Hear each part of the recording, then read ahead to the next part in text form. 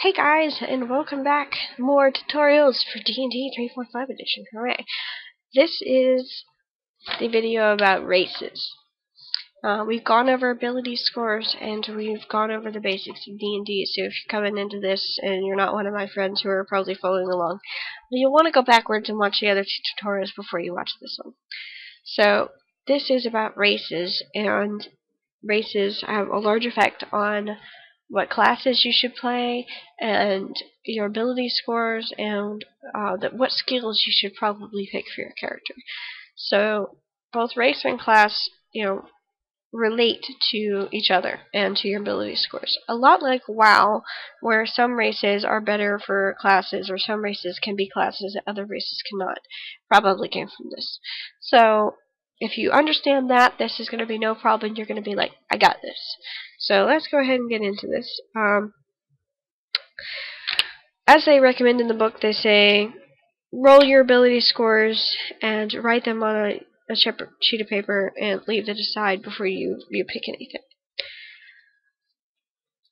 It says here, before applying your ability scores, the first step to building an in-depth character, putting your stats where they're supposed to be, you need to do my favorite part of the process, which is choosing your race and class.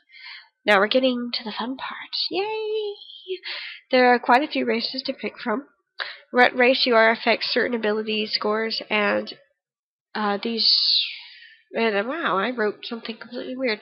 There's a big chart in the book that references this, and it will tell you what changes to make before you ever start applying your ability score stats. Each race has a favorite class as well, but this is only viable for multi-classing. So that's something that we won't really get into right now. For beginner players, it's best to start with one class before going into more advanced creation for multi-class characters. For now, we'll just keep it in mind that for future characters, if you plan on making them have more than one class, or you want to be adventurous, then you're going to want to look at what the favorite class for that race is and probably pick that, because you'll get a penalty for not multi-classing if you haven't picked something that is a favorite class for your race. But don't let that constrain you. If you want to play whatever, you can play whatever. And Lockwood, awesome Lockwood, draws these fancy, beautiful pictures for this book. So, as you can see, there are humans, halflings, gnomes, half-orcs, dwarves, and half-elves and elves. All of them have different racial traits, all of them different traits, and all of them have kind of like lore that help you decide what kind of character, because sometimes things are a little too far-fetched, and I'm pretty lenient, so if you want to make something that's a little different, I don't mind. But some DMs will probably be like, no, but a book. So, just follow along, and I'll be reading a lot of this will be directly from the book. It's more for your convenience, so if you don't want to get in here and read it, you'd rather listen to my sexy, illustrious voice or something. My voice is awful right now. I have a stuffy nose. You can do that, or you can read it yourself. Some of this I will not be going over. I will not be going over pace land speed. I will not be going over language, and I will not be going over alignment. I will go over all of this after I go over races and classes. Once it is directly relevant to what you are doing and how you are building your character, it's hard to really decide what you're going to play if you don't really understand what any of it means. So we're going to get into races first, starting with humans. Humans are the descendants of pioneers, conquerors, traders, travelers, refugees, and other people on the move.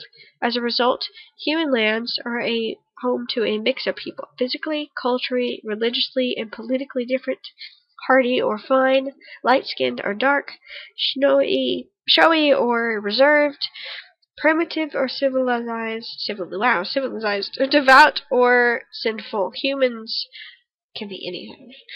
Humans are what I recommend to all beginner players. They are easy to understand, and you get a couple really nice benefits at first level that will help you if you are new.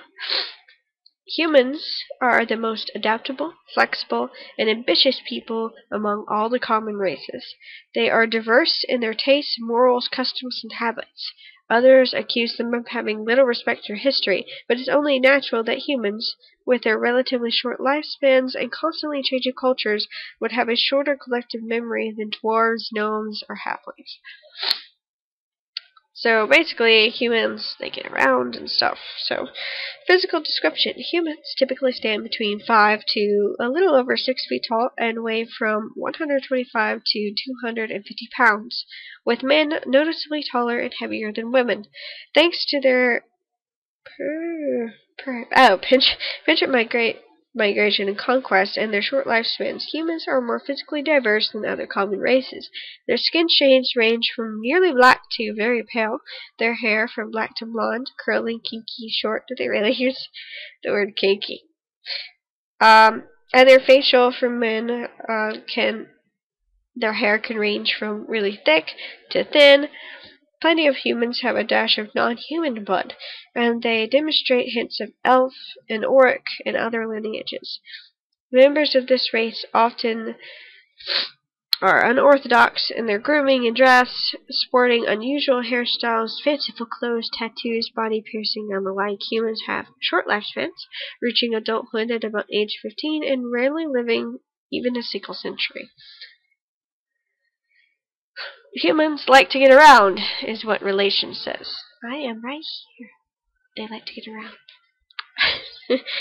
Just as readily as they are to mix with each other, humans mix with members of other races, among which they are known as everyone's second best friends, so after dogs, of course. Humans serve as ambassadors, diplomats, magistrates, merchants, and functionaries of all kinds. We're skipping alignment, but basically humans can be anything. Human lands are usually in flux. The new areas, social changes, and innovations, and the new leaders constantly coming to Firth. That means humans get around, they move a lot, they don't live for very long, they like to make short settlements, or they like to merge into other settlements. They're travelers, they're gypsies, they get around. And it's not that there aren't settlements of humans, it's just that they live for such a short amount of time that comparatively to gnomes or dwarves, that they aren't around for a very long time. Humans don't really have a set deity. More often they follow Pelor, which is a sun god, which is what most clerics follow, but they can follow any deity, usually based on what kind of class they are. So you don't want to worry too much about picking your deity until you know what class you're going to play. Names. Human names have a very great variety, so lots of times with humans you kind of get to pick your own name. You don't have to follow lore too much. You can be a little creative. Humans really like to get around and adventure, and obviously, as I said before, they're I'm not gonna go over the size, because that has a lot to do with combat. The type of character, how big you are, is how many squares you take up, and that kind of thing. So we're not gonna go over that until later. So don't worry about your size right now, or your base land speed, or feats. I will be going over feats later. You see, like, oh, there's all this stuff here, and yeah. So, but I want to know what it's about, and I'm like, we'll get to that. Come on. We're going to go over to dwarves now. Wow, they're fugly. Dwarves are known for their skill in warfare, their ability to withstand physical and magical punishment, their knowledge of the earth's secrets, their hard work, and their capability for drinking ale that's kind of consistent. Their mysterious kingdoms carved from the inside of the mountains are renowned for marvelous treasures that they produce as gifts for trade. Dwarves are slow to laugh or jest and suspicious of strangers, but they are generous to those few who earn their trust. Dwarves value gold, gems, jewelry, art, objects made with these precious materials, and they have been known to succumb to greed. They fight rather recklessly. They fight neither recklessly nor timidly, but with careful courage and tenacity. Their sense of justice is strong, but at its worst it can turn into a thirst for vengeance. Among gnomes who get along famously with dwarves, a mild oath is, "If I'm lying, may I cross a dwarf?" I'm not sure what that means, but whatever.